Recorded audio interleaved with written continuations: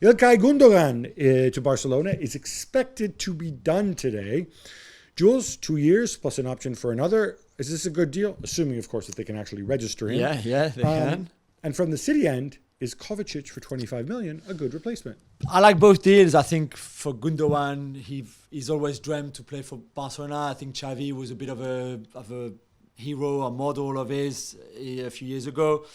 So it makes sense, and he wanted to see something different after Germany and England and winning everything with City this season. I'm all for it. He's 32 years old. This is potentially a 3-year deal, the 2 years plus one. This is the kind of deals that you don't like at all. Maybe even less, I guess, if you've got financial problems like Barcelona have still right now. So let's see. And it's not like if they had no midfielders whatsoever. Yeah, let's see if they can register him. I think it's a good point about the midfield because whereas with Kovacic, he just slots into that Gundogan. That's a different sort of player. Yeah, it's a great deal. But makes sense. Here, I wonder, because you assume that poor De Jong's got to start, right? Yeah, surely. And you assume Pedri's a nailed-on starter as well.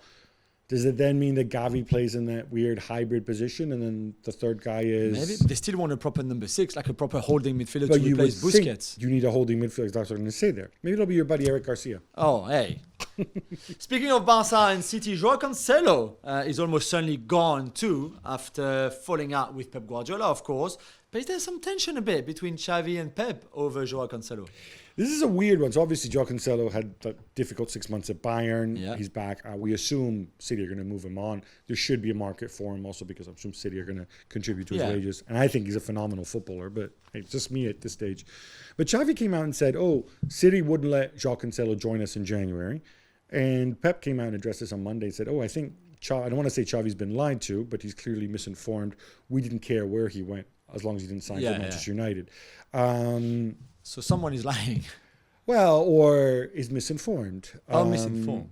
I wonder if maybe the thing was, I'm not sure, could Barcelona have worked out a deal to sign Joao Cancelo in January given the financial restrictions that they had even on loan? Yeah.